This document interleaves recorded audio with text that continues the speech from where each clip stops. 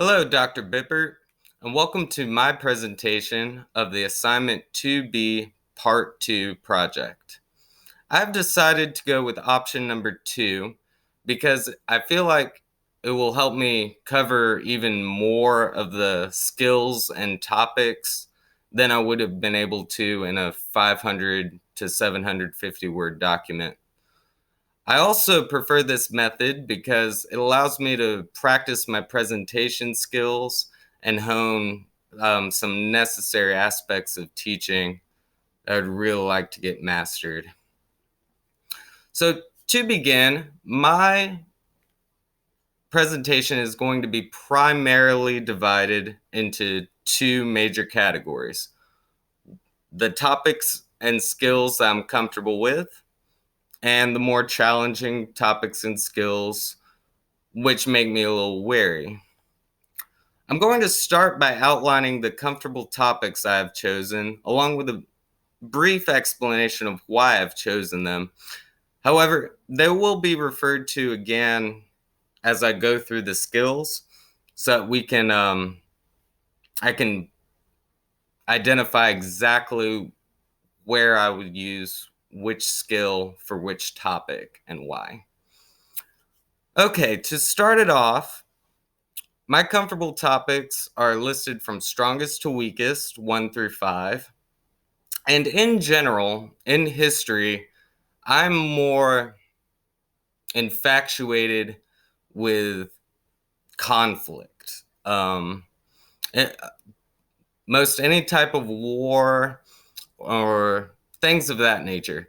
I really drift away from stuff like governing or court cases or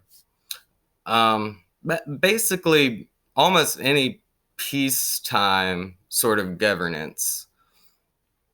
Um, with that said, my number one topic would be the Civil War. Now, this is a subject which I have totally down. I would say it's my strongest area of history. I wrote my bachelor's degree capstone, 33 pages over a Civil War topic, and I just find it totally interesting. My second one would be the American Revolution, another wartime conflict. The third, westward expansion. Now, this isn't a direct war.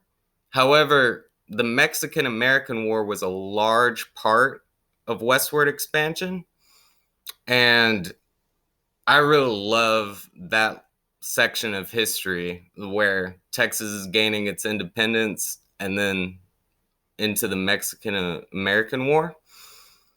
And my last two, 4 and 5, are related to the conditions both prior to the Civil War conflict and Reconstruction after, both of which I know a good deal about. Now I would like to address the comfortable skills from strongest to weakest, which I've listed. My number one is identifying bias and points of view created by the historical context surrounding an event. The reason I chose this as my number one is I've always strived for this policy that I heard early on in one of my history classes in middle school, which is that history is always written by the winners. Now, that doesn't mean you don't take the winner's perspective into account. You do. You present both sides of any issue, even if you're 100% sure these people were wrong. I guarantee if you dig around a little bit, you'll find some surprising things. And you also don't want to keep learning the same stuff you already know. I was also big into debate in debate club while I was in high school, and the key rule in a successful debate is you want to research what your opponent is likely going to say. So this whole identifying bias, it's not to say one side is right or the other is. Um, it's to be prepared of what the opposing side might say.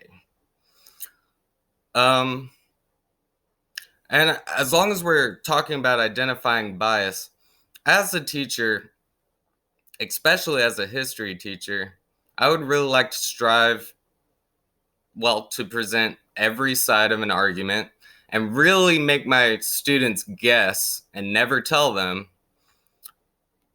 what side of an issue I'm actually on. And another way bias can be addressed is realizing that your students will also come in to the classroom with a particular bias, and you can teach around that in order to engage them in the learning process.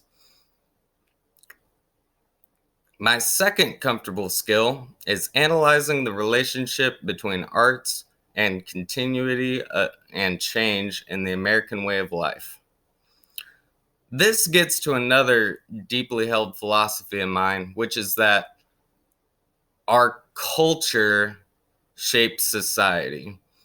And what I mean by culture is what we release in music, what we're painting, what the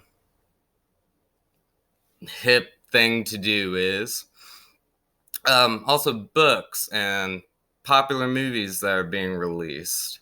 And that has always been a fact. One of the more interesting examples, um, carrying from the American Revolution into the Civil War, is that we realized the marching capability of the Yankee Doodle Dandy song. And Britain originally wrote that as a marching song to make fun of the colonists. But we took that and we kind of rallied around that. Now, whether or not you adhere to this or not, many in the Confederate States felt like they were continuing a process of rebellion that started during the American Revolution. And so they took that same Yankee Doodle song and changed all the lyrics to apply to them as if they were the new Yankee Doodles. And that happened all over the war in kind of an interesting way. Both sides had a version of the song Battle Cry for Freedom, was one of my favorite pieces to analyze, because the Union had a battle cry for freedom where freedom to them at that time, this is after emancipation, freedom to them meant freedom for all people in the land, freeing the slaves. But the Confederate version of Battle Cry for Freedom, what was a cry for self-governance and a pushback from what they saw as an invasion. And, they both kept the same chorus, but changed up the verses a little bit. It's a very, very neat way to really understand what's going on in history. Section 3. Explain the roles played by significant individuals during the Civil War, including Jefferson Davis, Ulysses S. Grant, Robert E. Lee, and Abraham Lincoln. Okay, I will add a few more historical figures in there, but just to start out with, for Jefferson Davis, a lot is said about him, but there's not a lot of racist quotes. You almost have to go to his vice president, Alexander Stephens, for the real damning information on racism. Some other interesting facts about Jefferson Davis: he was prosecuted right at the end of the war, and he was trying to sneak around in women's clothing. He was captured in a dress, and he was held virtually indefinitely. Now, he was treated well. He was treated like an officer of high rank, but the radical Republicans in the Congress wanted to prosecute him for treason, which would be a death sentence. Interestingly enough, um, he he requested a trial. It was never given one. In fact, he ended up being pardoned rather than go to trial. And the reason is there were a lot of Supreme Court justices and judicial minds at the time who thought Jefferson Davis could possibly make a case that the North was unwarranted in its actions. And they really didn't want that to taint the outcome of the war or define it. And so rather than do that, they freed him. Ulysses S. Grant. Ulysses S. Grant is an interesting figure, but a powerful one. Probably the most notable thing, aside from outmaneuvering Robert E. Lee toward the end of the war and securing victory, would be that he became a president following Lincoln's vice presidential replacement, Andrew Johnson. Historically, he was a one-term president, and it's not looked exactly favorable on. He was a much, much better general than a president. I will, however, say much of the rumors and whatever about his drinking habits are grossly exaggerated. In fact, many Union soldiers testify that they never even seen him drink anywhere near the battlefield. This is likely an exaggeration and a rumor that got started. Robert E. Lee. Robert E. Lee is interesting in that he inherited his father's slaves, but yet he freed them even before the war started. And this kind of explains why you should try and strive to get the perspective of everyone, each side of a conflict or each side of a disagreement. That's because objectively, the only reason he went to fight was because his state, Virginia, voted to secede. And his big thing was, I'm not going to let anything bad happen to my motherland of Virginia. Another interesting thing about Robert E. Lee is that immediately following the war, after surrendering at Appomattox Courthouse, he told what was the former Confederacy. He made an announcement saying, "Let it go. Don't build any statues. Don't try to revere this or any sort of, South will rise again attitude." He was vehemently against that, which is kind of interesting when you think about how hard people are trying to keep up statues that were erected 50 years ago, 100 years after the thing was over. But that's neither here nor there. Abraham Lincoln. I mostly revere Abraham Lincoln. I think he was a good guy. He was a wrestler as a young child, grew up from a very poor family, but he had an amazing speaking ability. Emancipation Proclamation. I'm sure we all had to memorize that around middle school and high school. And it's a fantastic speech. He had a way with words, and he had a way of uniting. One of the ironic things is that Abraham Lincoln, he supported a much more easy readmission to the Union.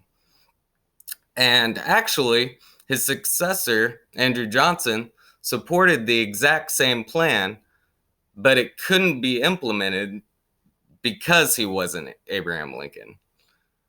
Like, the assassination of Abraham Lincoln made Reconstruction, is what made Reconstruction so horrible.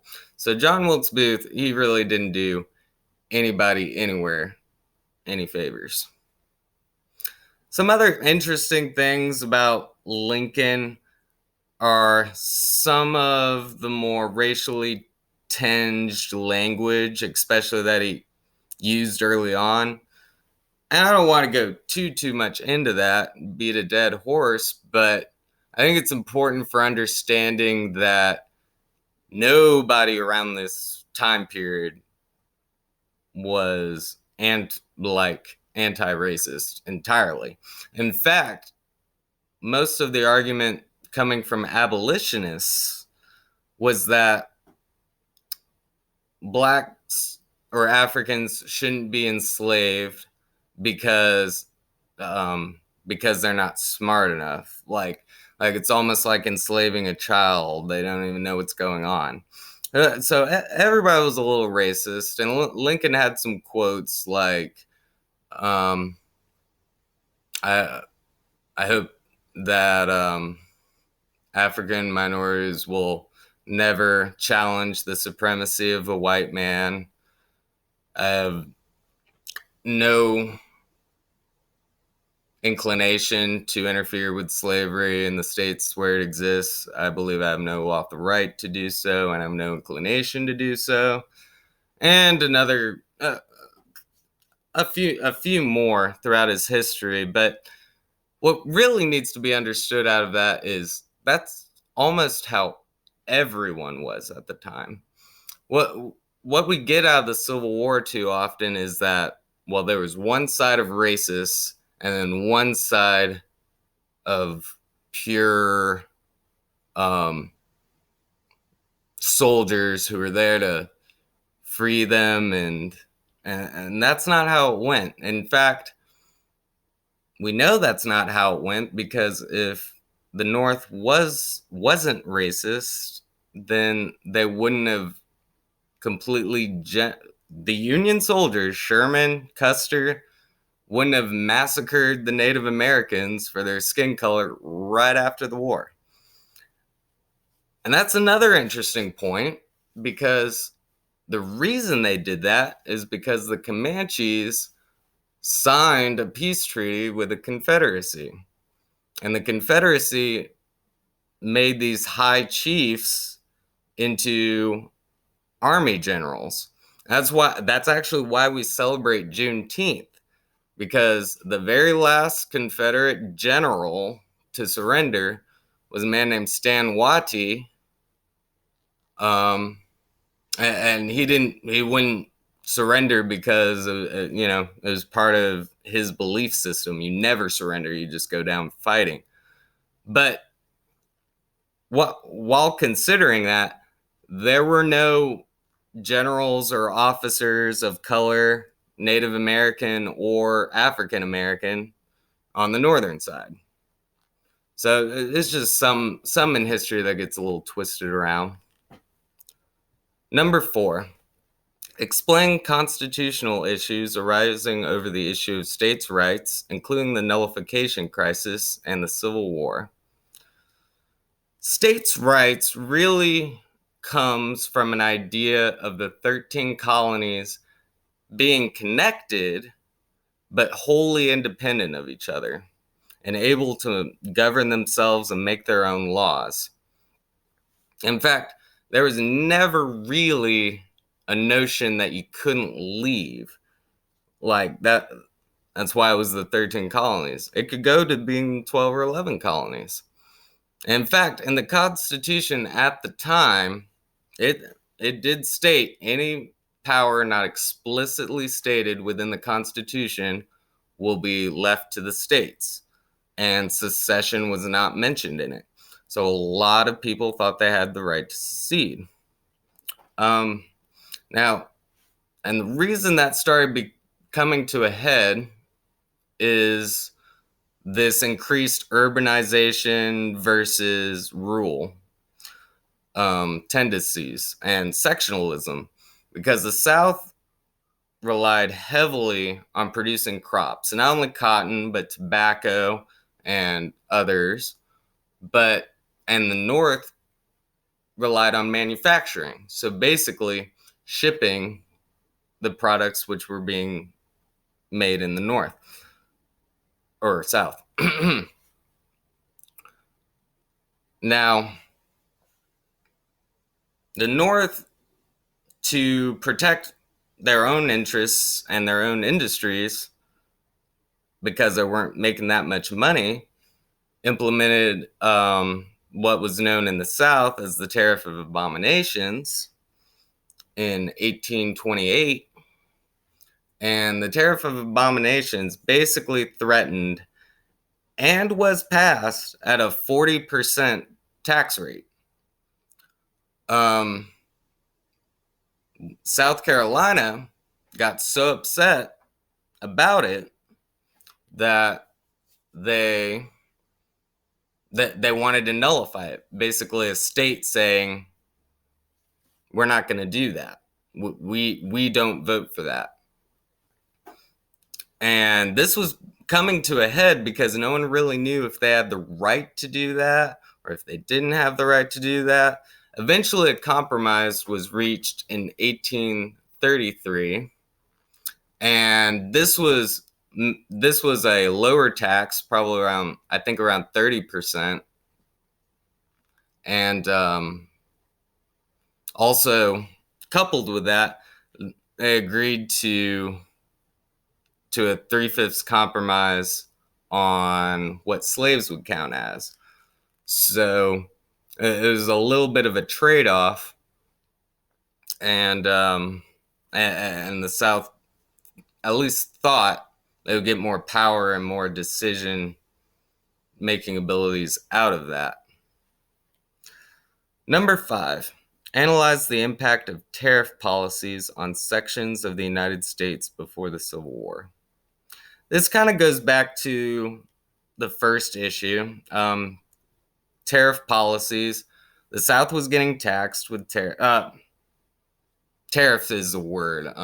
Basically, it's a charge for shipping goods, but it's the same thing as a tax, basically. And again, this was in the South. North really wanted to push it because they felt that was the only way their industry and their way of life would be protected. Explain the causes and effects of the U.S.-Mexican War and their impact on the United States. This one I like because we can start with Texas. Now, Texas gained its independence in 1836. And they wouldn't become a state until 1845. Now, some of the circumstances regarding the Texas Revolution is one of my favorite subjects, especially when people might think I'm a little too conservative. The Texas Revolution was primarily about slavery.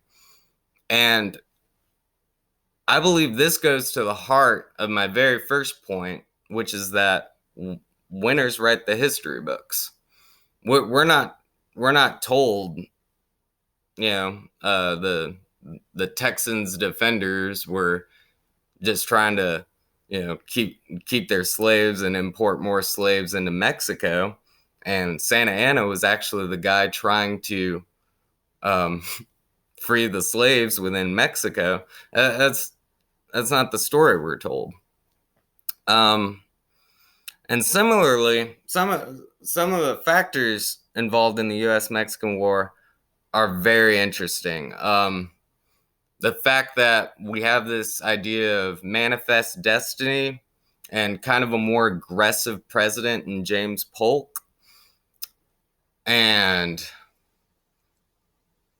they knew Mexico was already weakened. General Santa Anna had been captured a mere 9 years before.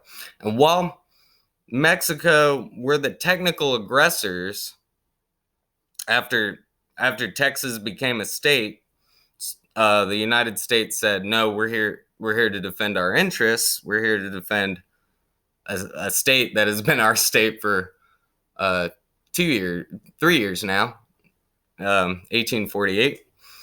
But yeah, and basically over a summer, three or 4 months, the United States Army was able to capture Mexico City, and they got a lot of land, 6 or 7 states out of the deal, and really gave Mexico not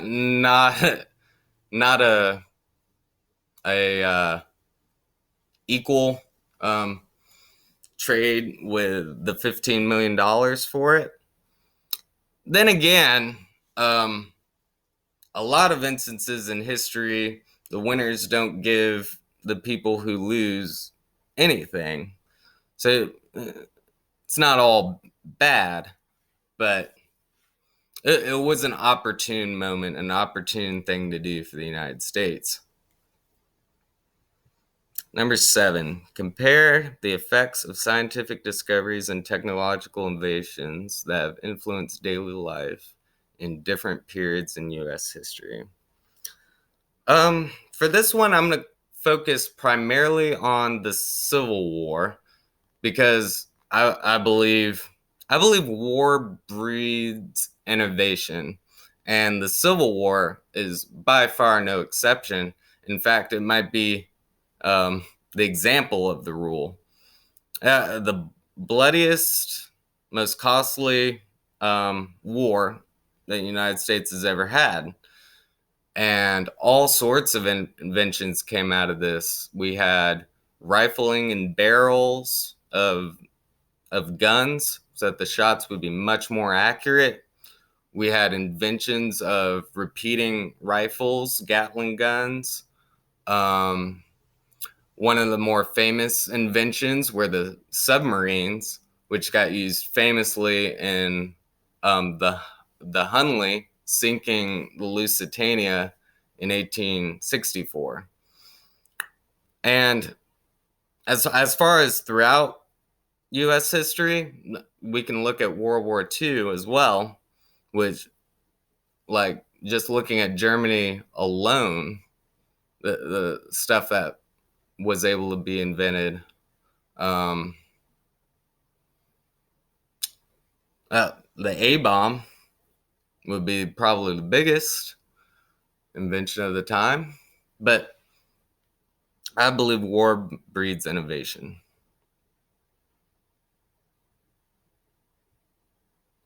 Explain the economic and political and social problems during Reconstruction and evaluate their impact on different groups. This one's a little bit complicated because it involves some inferences into human behavior.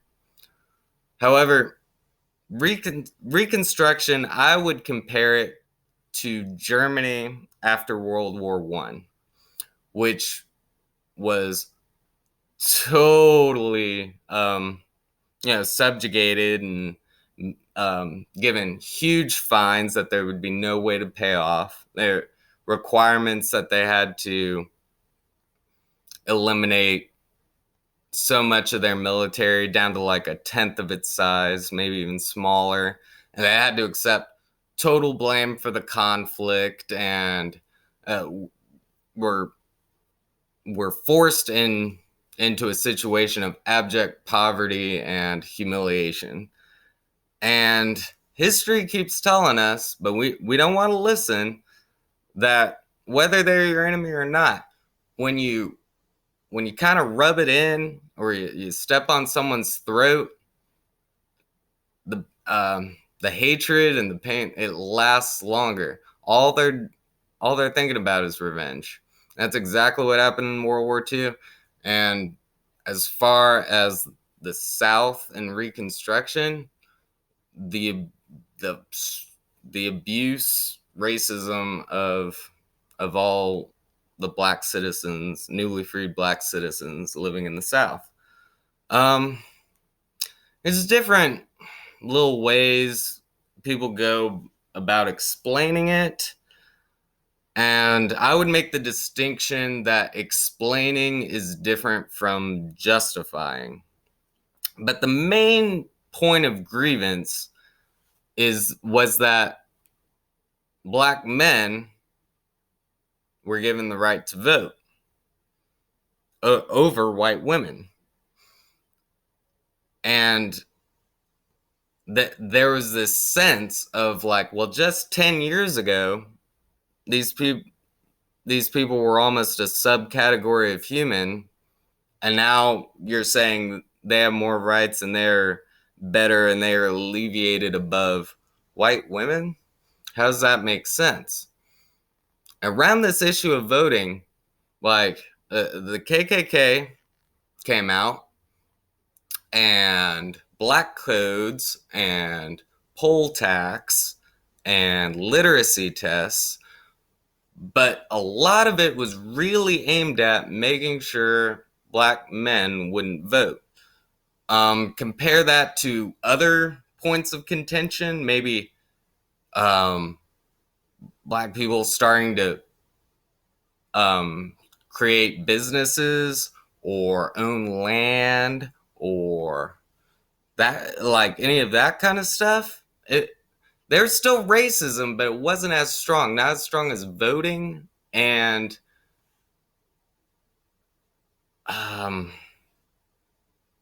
really harping this idea that white women would still be above black men, and you see a lot of ugly lynchings in the South, and mostly or often related to, oh, what did he say to a white woman? Oh, what was he looking at you funny? Was it? And it was this messed up idea in their head that came out of kind of a dishonest action from the North. And here's why I say that. Black people were not living in the North. They were still living in the South. They had been chased away from the North from stuff like the Fugitive Slave Act. If you're caught being black up north, they would come bring you back. And most slaves, even after they were free, they didn't go up north. And the reason why was because they were promised 40 acres and a mule in the new conquered territory in the South. Now, they never got their land or their mule, but what the North did get is a way to hold on to power indefinitely by, basically putting this giant voting block in the one area where people would be voting against Northern interests. So it's very unfortunate that any of that happened, especially to the newly freed slaves, because South and North alike, they weren't being treated right on any sense of the word. And the fear that lynching and some of these actions by the KKK that lasted well into the 60s, and some would argue even longer, that there's no comparing to that kind of injustice. Lastly, evaluate the validity of a source based on corroboration with other sources and information about the author. This essentially means just determining whether or not a particular source is credible or not, usually based on their bias, but also issues like professionalism or maybe a history of exaggerating the truth, or a history of respect and reverence. All these things can come into play when evaluating a source. And I do want students to know that not all sources are credible, and not all sources can be used. Um, part of this is just practice, but it's also getting in the right mindset to where you feel like you can recognize when something is on or off the level. Now I will begin my challenging topics, which are listed from weakest to strongest. So these will start with what I'm absolutely worst at and kind of continue to where I'm kind of okay. My worst topic would probably be the early republic. This involves a lot of kind of boring topics. I mean, there's a Cotton Gin and Eli Whitney. It's basically Alexander Hamilton and a few other prominent figures are arguing over how politics and the government should be run. This is not something that particularly interests me within the field of history. I do think I could be effective at it in a pinch, but I would have to work on it. I would have to definitely study it and go over it beforehand. My second one would be the reform movements. This is another one where it's not direct military conflict, and it also encompasses a lot of different things and a lot of different terms to be memorized and understood. So yeah, you have women's rights movements, you have the disability rights movements, you have educational reform, you have the temperance movement, you have religious revivalism. There's all sorts of stuff that go into there, and it's almost a little bit overwhelming. And I also don't like to focus in on a topic like that. I rather have an event or a time period and then be able to bring all sorts of different aspects into that. Third, colonization. This really covers from when Jamestown was founded and all the early stages of American colonization before the American Revolution started.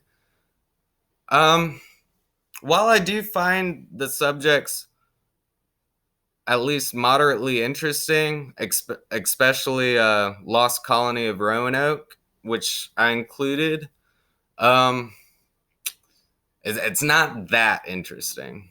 And it's a lot of names and treaties and agreements and places to remember, but not a lot of stuff really heavy happening. I'm just not as strong in that area. And lastly, number 4, the Constitution, creation and ratification.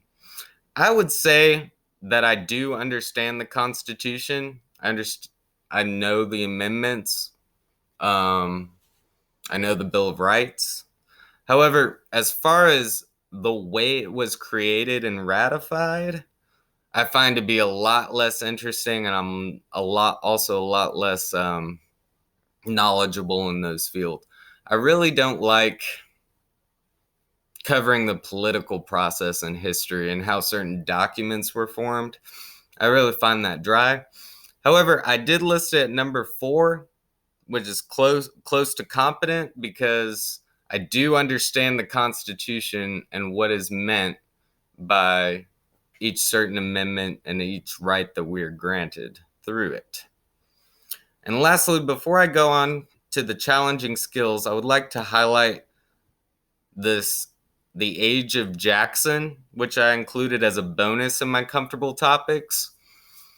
While I'm not quite ready to say that I'm comfortable in that subject, I do understand a lot about it, but I didn't quite want it in my list because it doesn't fit in with wartime area conflict.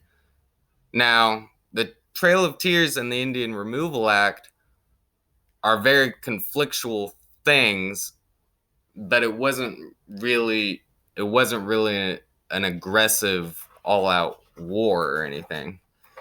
And a lot of the topics within it are kind of sad and disappointing. But like I said, all areas of history, not everything about Andrew Jackson was bad. He he did pretty much win the presidency through populism. Probably the first president to be kind of a ground up guy, not a part of the elites. Another good thing, he dismantled the Federal Reserve, which it got re-implemented during the Great Depression, but he gave us a blueprint. We can get rid of it again. It's possible. Now, moving on to challenging skills, weakest to strongest. Okay, my weakest skills, starting with the absolute weakest, would be number 1, create a visual representation of historical information such as thematic maps, graphs, and charts representing various aspects of the United States. I'm awful at geography. I'm also awful at drawing. I don't really understand how to read a road map, at least. And graphs and charts are totally uninteresting to me. And that being said, I believe the hardest thing then for me to teach a student would be how to enjoy doing that, and even how to go about doing it effectively. That would be something I have to work on. Number 2, use effective written communication skills, including proper citations and avoiding plagiarism. Now, the first half of this, I actually believe I could do pretty well on. I write pretty good papers, and I was thinking about becoming an English major. However, as far as citations, plagiarism, and even simple, comma, semicolon issues, I'm not the guy to talk to. And, it, it's just it'd be something I have to work on, because as far as citations, and not really plagiarism, but citations and grammar, I've never really been strong on. Number 3, describe the positive and negative consequences of human modification of the physical environment of the United States. Now, this one I kind of included because I don't really understand what it's getting at.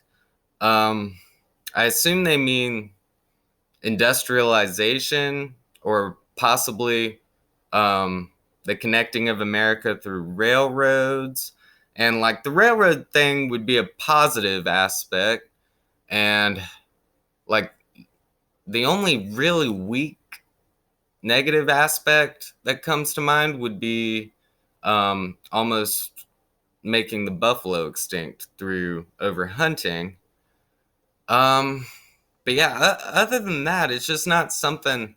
That's just not something that I really focus on in history. I'd like to learn more about it. I feel that I could teach it well if I did know more about it. Locate places and regions directly related to major eras and turning points in the United States during the 17th, 18th, and 19th centuries. This sounds to me like geography again, which, as I explained before, I am terrible at geography.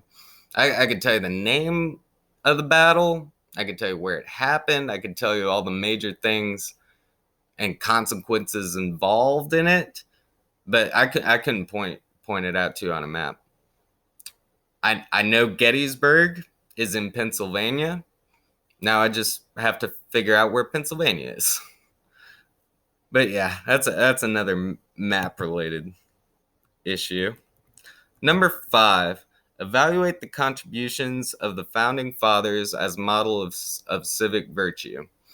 Now, the reason I included this one is because my perspective on history is that you shouldn't evaluate people who lived in a different era, especially when comparing them to your current values and your current perspectives.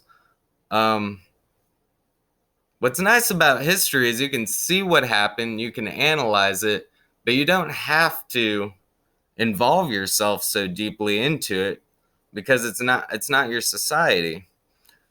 But to me, this question kind of seems like it's erring to the side of um, wanting you to present ways that the founding fathers were not models of civic virtue. And you know, people today would probably believe that. You know, if a world leader today had a plantation full of slaves on Mount Vernon, I think we could all condemn that pretty easily.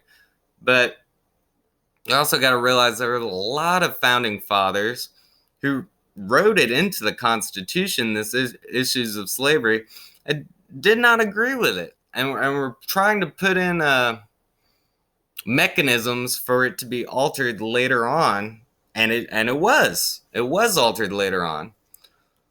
Um, but yeah, in general, I don't believe we should be evaluating any historical figures based on the civic virtues we hold today. And that's kind of what gives me problem with this question.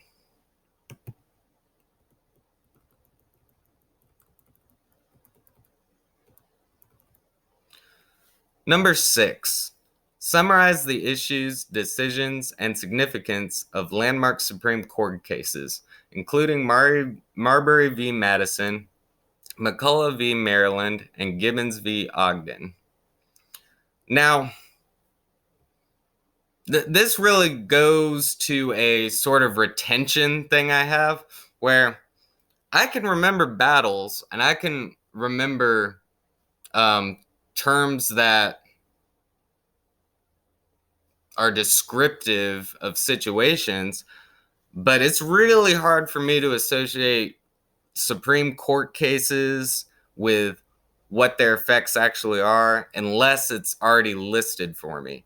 Now, once I realize what the effect of the case was, then I'm really, really good at it. But um, if the issue is getting kids to retain the information and be able to, oh, Marbury versus Madison, that was, I mean, I don't know. But yeah, this is another thing with the politicking or the of history. I don't like going into the courtroom and hashing stuff out by talking. It's just not something that piques my interest. And like I said, I don't know a single one of those cases offhand or what their effects were. But I'm sure if I, you know, did a refresher the day before, I think I could be competent at it. But I don't think I could pique any students' interest in it. Number 7, explain how the Northwest Ordinance established principles and procedures for the orderly expansion of the United States. And another topic on that kind of manifest destiny, but it's an ordinance. It's something.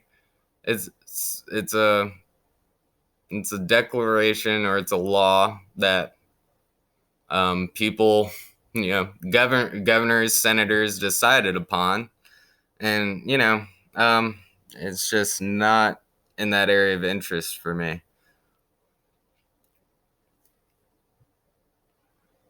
8, explain the causes, important events, and effects of the War of 1812. This kind of goes against my rule, but the War of 1812 is so dry. I actually thought I included something about the economic effect of the War of 1812. I remember thinking to myself, like, the economic effect of 1812. Lose money? Probably. Is it talking about Britain? Britain probably lost more money. It lost 2 wars in a row. Um, and what were the causes? Were America won the revolution. Britain kind of came back for revenge, and they were able to burn the White House. That was a one interesting thing I remember from the War of 1812. Number 9. Explain the origin and development of American political parties. This again goes kind of to that backroom, kind of lawyery aspect of history that I don't really like. I also really just don't like American political parties in general. I think probably Washington had it right at saying if we have two major political parties, we're just going to be fighting with each other all the time. I don't think we should have them. And dang if it isn't true today. It's always been true. And a lot of the formation of these parties, besides the Republican Party with Abraham Lincoln, that was pretty significant. But like the Whigs and the Know Nothings and the Federalists and the Anti-Federalists, um, it's just people with different ideas attacking each other for having different ideas. And it's something that bothers me. I'm not really into how American political parties are formed. Number 10. Analyze the arguments of the Federalists and Anti-Federalists, including those of Alexander Hamilton, Patrick Henry, James Madison, and George Mason. Again, this has to do with political parties, which is just not an interest of mine.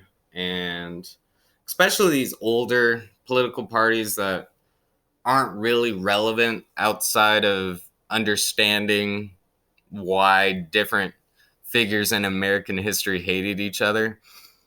As far as Patrick Henry wrote the Star Spangled Banner. I would think he would be an anti-federalist, and Alexander Hamilton would be a federalist. I also think James Madison was a federalist, which just based on how we're divvying it up here, I think that makes George Mason a anti-federalist, although I'm not exactly sure who he is. But this was my presentation on 8th grade social studies and how I might conduct the state standards and practices to adequately fulfill a school year. As far as what I've learned from this assignment, I do think all in all, I'll be able to create a strong classroom environment all around the idea of is keep questioning and keep getting perspectives from every side. Stop learning what you already know. I mean, history is only effective if you're learning new perspectives.